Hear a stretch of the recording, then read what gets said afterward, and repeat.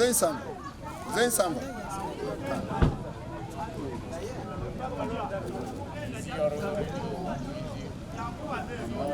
This is the second. People go.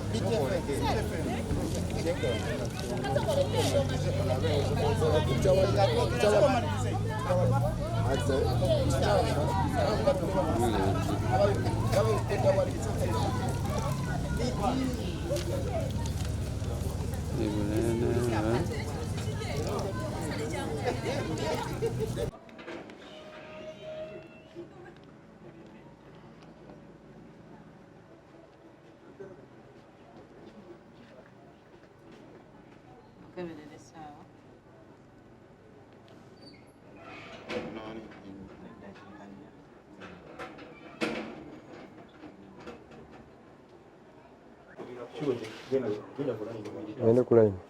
Neyanza basa.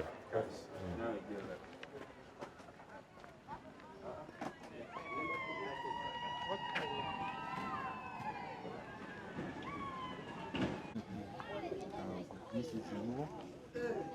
This is you. This is you. All of this is you. Just my name. I'm supervised by Katongole Dennis.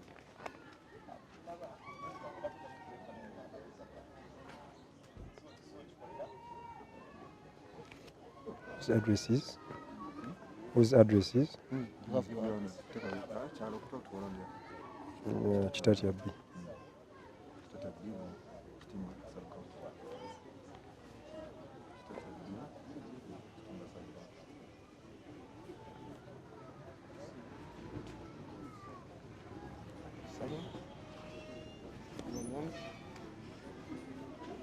Which name? Where? Your name. Name of satisfying office.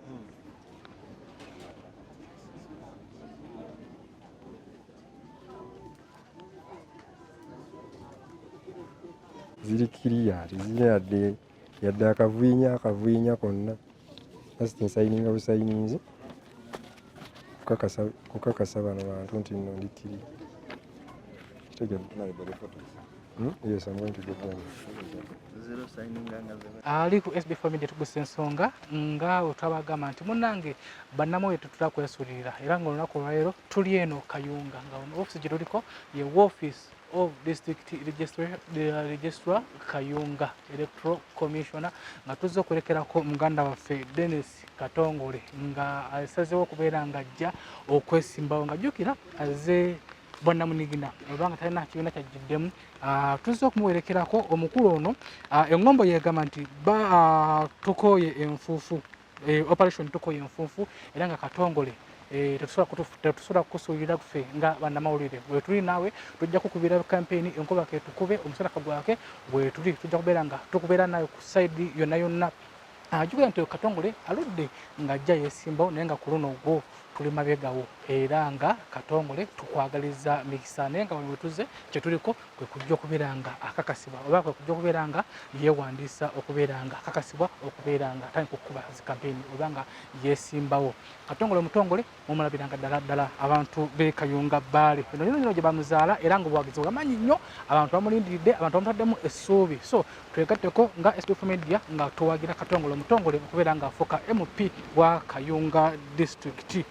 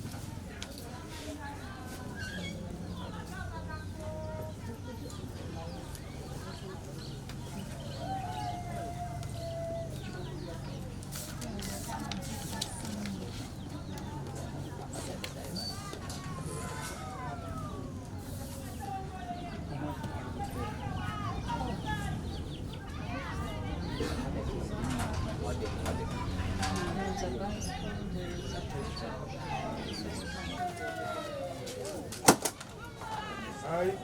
Singuzi Rashid, being returning officer for Kayunga Electoral District, pursuant to the Parliamentary Elections Act 2005 as amended,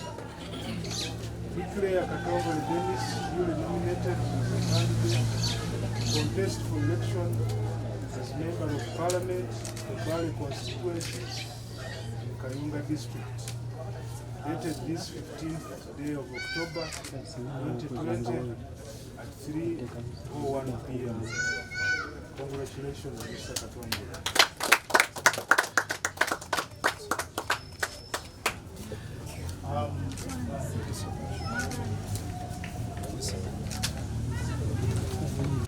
Aliko SB4 MEDIA wano wetuli omukulu amaze okwewandiisa bigenze bitya?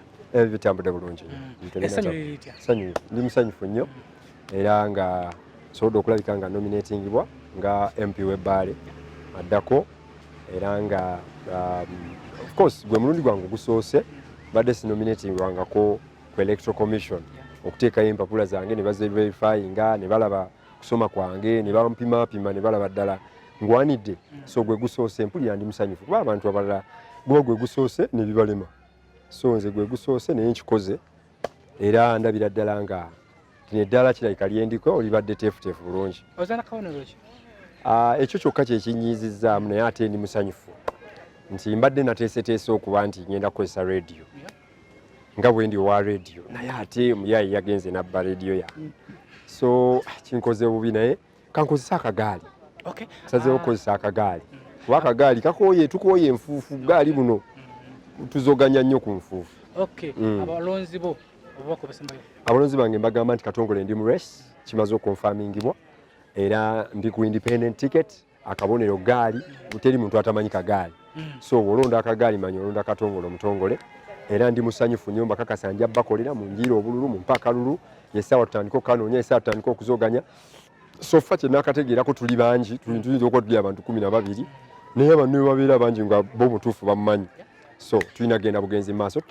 tukulaakulanye ekitundu kyaffe eky'Ebbaale. Tulakadde okunonya akalulu. akaluko kagenda tandikirawo era katandikirawo leero kasaba ku nominating nze ngenze kanoonya tweyanziza ono tata wange mu media oyo mukulu neyandiita so ndi mabega wa Katongole n'abannabbale abalonzi tubakunga nti wonna wanaagenda tutewo okunoonyeza akalulu tulonde Katongole akabonero inako nebaze muganda wange baganda bange bano brother wange ono sekyanzi mwagala nnyo era akoze buli kimu kyonna bambi mutima gwange mu kalulu kano konna ne muganda wange Serukeera bami nkweyanziza nnyo naye muganda wange anyimiriddewo tata wange ate tata wange Edward ono tata wange ye alina okuyimirira nange okitegeera so baganda bange bayimiridde nnyo nange poza ate obutaleerabira ate nnyo mukyala wange omulungi nalulungi wange jangu wano first lady naye azze yeah first lady awagidde so she's the most beautiful woman in the world so ekyo mulina okubanga mukimanya sikola nsobi nkola kituufu bwe mansaze onenga kati nalonze kati kyekino ekituufu so ndoza mukitegedde okay tugende tunoonya akalulu SB4 MEDIA tugusensonga kubobeera nga buli kimu kitambula tetugenda kubeera muntu mulala yenna campaign okujjako Uganda neerabidde kansala Rema ono abeera mwannyinaze kansala ate nga mwannyinaze ku people power wali eri yaŋŋamba kadi bwebeeganye katuzoganye kubanga ne president waffe naye yazoganya nga kadi ziganye yasooka mu DP ne bagimu ate no ye yazoganya wabiri nze nazoganyiza wamu naye yasooka mu DP ne bamugoba n'agenda mu FDC ne bamugoba n'agamba kati kanzoganye so kati nze ngenda kuzoganya wabadde wamu NUP naye kati ngenda kuzoganyiza ddala bulungi ku independent ticket akabonero gaali ke bampadde so nsaba kalulu naye mu mwaka kansala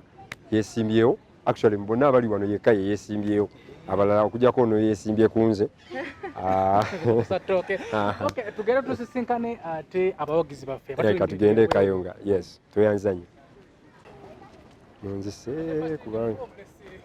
munnanga anti omuntu waba teyamanyira kutambula na musajja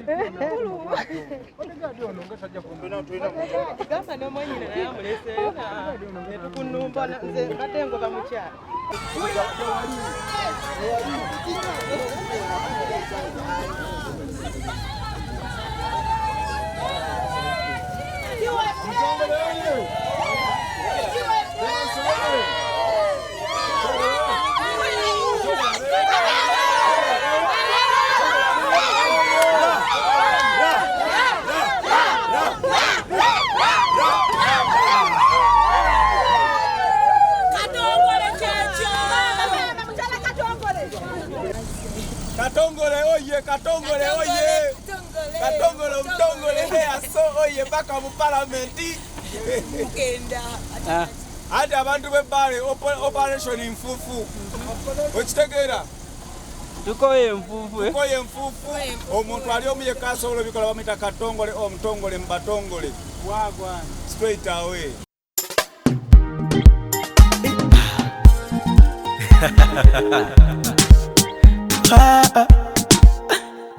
tumaze okutegeera ab'ebbale tuteredde ke twafunye Katongole tumanye ebyaffe biwedde walayi kiwedde Katongole kibotodde essuubi alituwadde ab'ebbale kiteredde gwenyeza akalulu ne bwe bakuwa ssente ozireka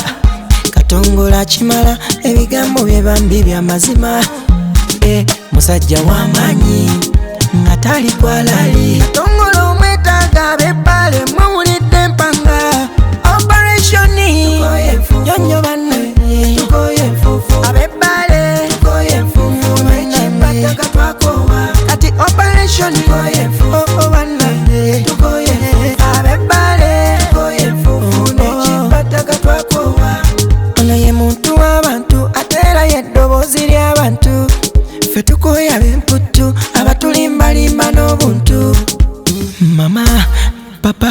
tulese Katongole amanyi tondeka tonjiwa ne bakuwa obusente n'obulya sanyiza birina tebakulimba n'okawa omulala Katongole alemera ku nsonga bamuvuganya mujja kupondoka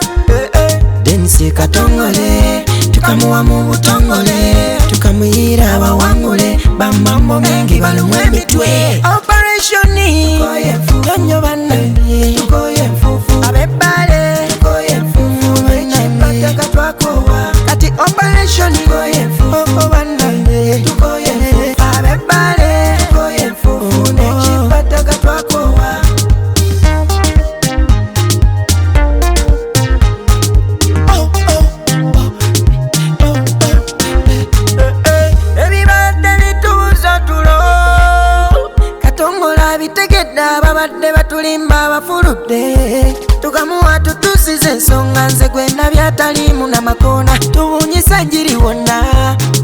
Tuwadde mawanga gonna ebyobulimi tik, ebyenjigiriza tik ensonga, ebyobulamu tik, ebyemirimu tik ensonga, boda tik, ebyenguudo tik ensonga, ebyobuvubi tik,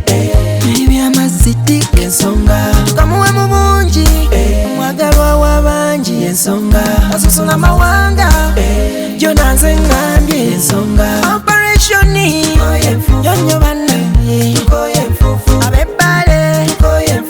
n'ekimpataka twakowa kati operationi bannange abebbale n'ekimpataka twakowa operationi yonnyo bannange abebbale n'ekimpataka twakowa tukoye enfufu n'ekimpataka twakowa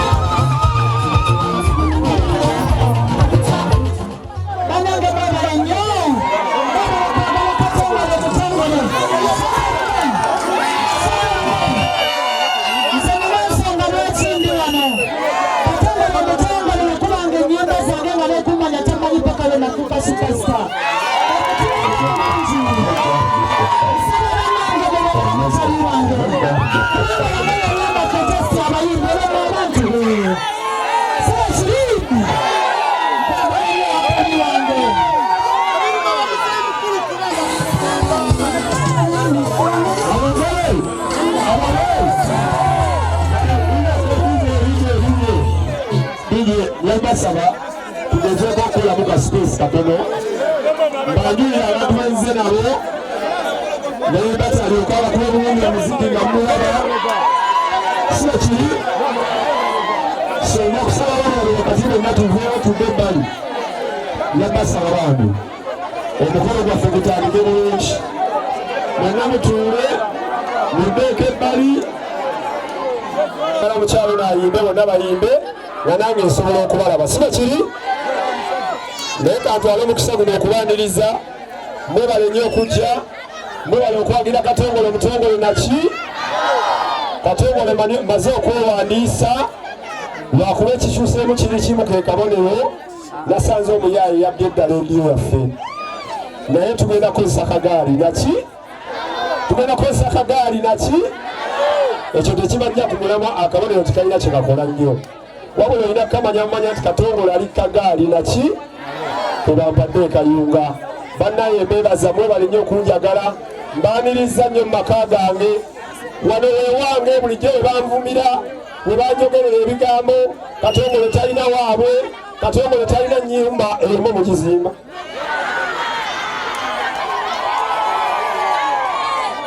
ne balyoka bavuma akayumba kaffe kali okalabaako ne bakogerera oyo MP wawa asula mwaka akayumba kasengaawe simanya biki kati eno nze ani agizimba si yange wano si waffe ono si mafumbe si wangu nakayu si wangu ne naki naye mbata basekulu nenga tonnaba basekula okay ababiiti ngenda banjula oluvannyuma kasooke tubakuba omuziki siba kiri igegera maaso mali bulungi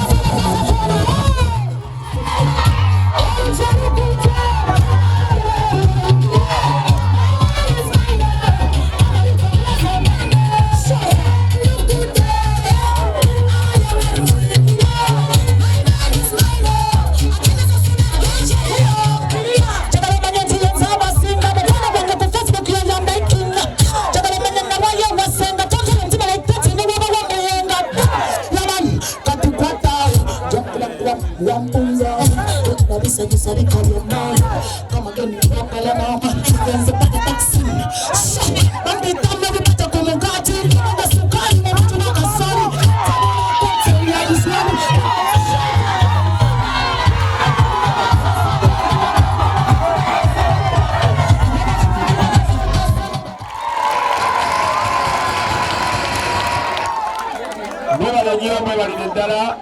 abatuuze mikwano gyange wano ndi waka bwembeera ewaka kitegeeza nze mbanjulira mikwano gyange sibe kiri kati nga sinaleeta muyimbi addako ngenda mbanjulira abakozi ba Beat FM ekintabuli kyaki mwagala balabako benesunze nnyo mwagatta amale abalezi kuba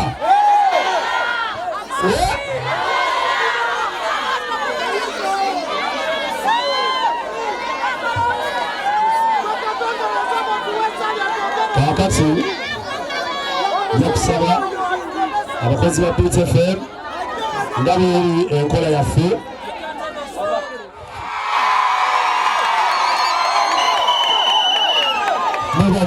mwebalire ddala amanyi agange bampita Mukonja jajjangalese laki bano bali kuwagira Katongole Omutongole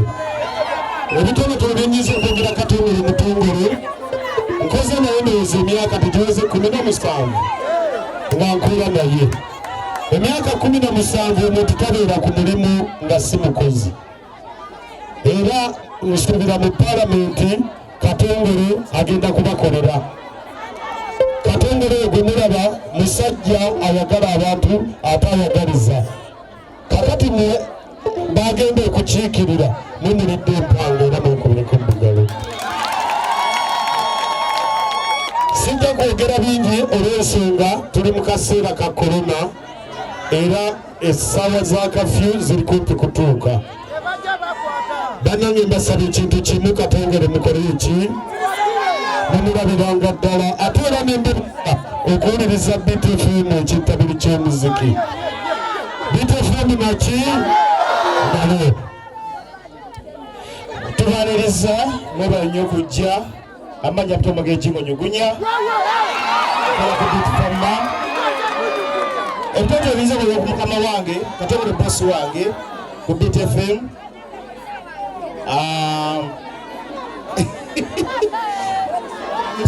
nsaba mumuwa akalulu bale mwebale nnyo akalulu kaffe eggaali radio yaffe bagibbye si bakiri katuli ku ki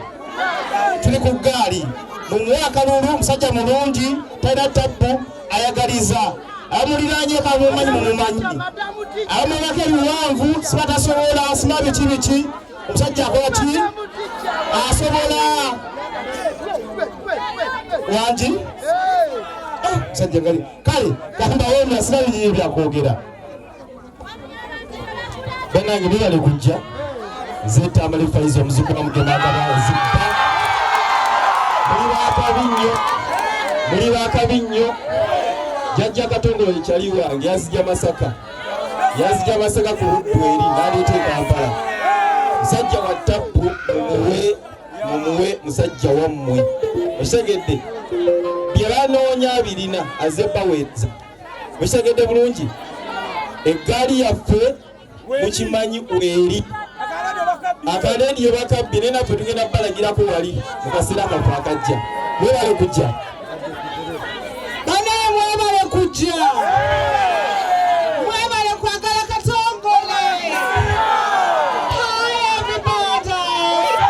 how you doing? Zawadi Kasari headmistress mama.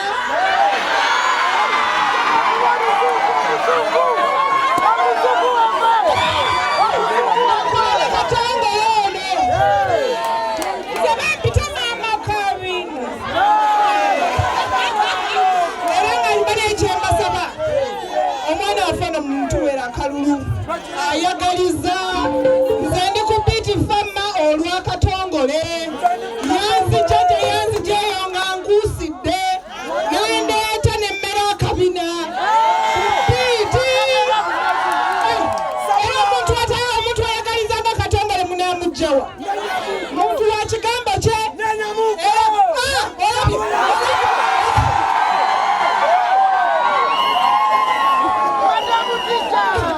bannange tubagala nnyo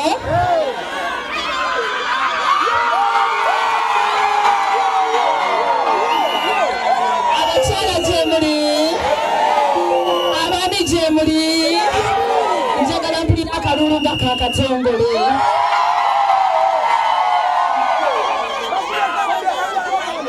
ebyo bye birumya ki bannange tukikole neera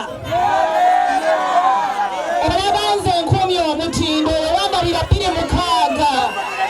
kati ng'omukuma omutindo olonda omwana waffe haleluya mukama mulungi ekiseera kyonna kuba engalo nga za Katongole kale nze mbasaba nze nga Rebecca Jingo Madam Teacher wammwe omuki Trustee wammwe omuki omukyala asinga okubategeera ensonga zammwe omuki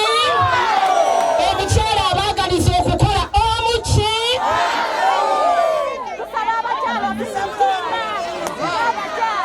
mpulira njagala kaabe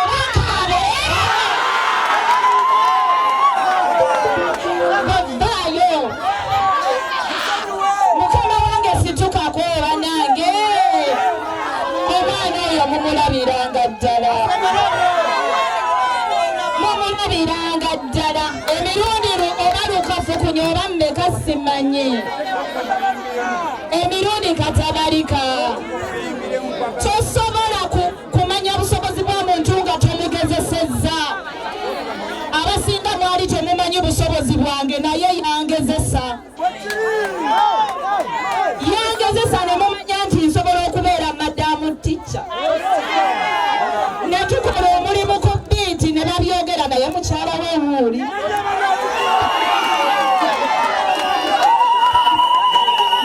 naye era kale era nze mukyala mukulu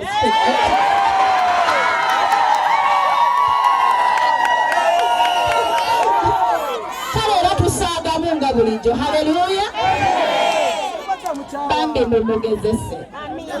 agenda kubakolera nedda simukyawangako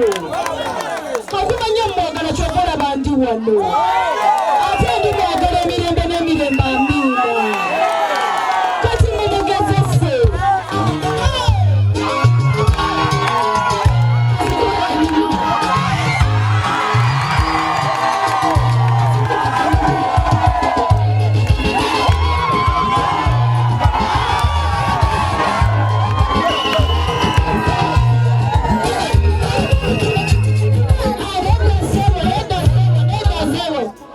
siri mu kidandali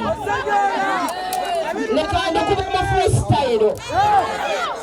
waliwo mukama ekintu kyakuwa ndobulonde bwesituko bwebaza laba amasanyo gaali bategamala ebyalo nga mukaaga gagomyomodde kuyombo kale bino gasuubire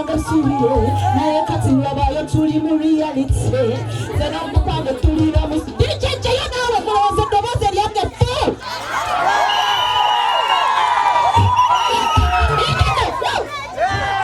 naye tunaabeera ku kino kyokka eka naawe abayimbi tulina bangi ate ekyo nina okukola nina okubakubako okugambo si kyekyo amiina abalala kabajja babuuzeko naye nga mukama bakola omusa kale dijjo kale kadimba kamu kale dijjo kona abawaga ebbina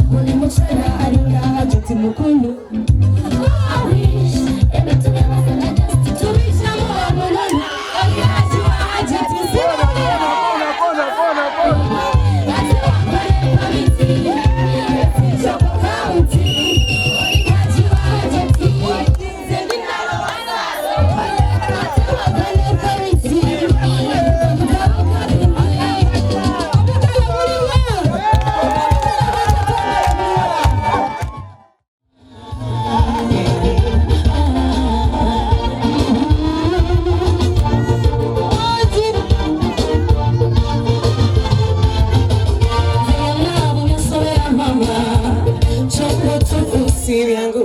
Uligofuna nero mogera Nundagie Umuruzi azara wabanange Sijamutana Atubane wasawa Uzita Uzita na ye Anichuzi asingo Asigade tometera Wadi Kanukula sana matera Masangi kangera Uramu wange Ebi amafiazi asingo Kulimaka Asigade tometera Lewa kwete usura Wadi mama misi jamuta Jafana ye Kato Jafana ye Jafana ye Moronzi Jafana ye Onone umusige Tosi atunulenge Zikete sijamuta Aduma kumanyo Ekola kama mwenyo nyere Nyeza nyeza Mamo eroga Yosura karule Nukwene kakule Kama gere Wewala geti tuyurira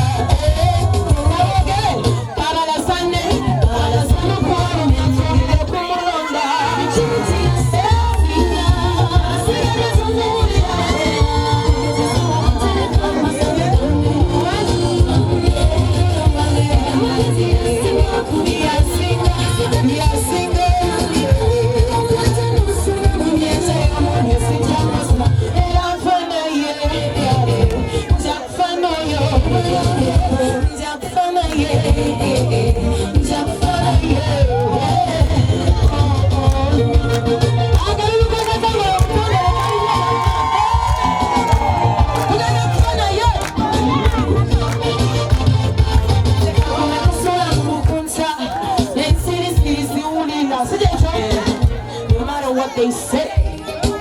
I don't give a damn. And no matter what they think, I'll love you forever. Don't get a damn team up again. Maybe sick of this feeling.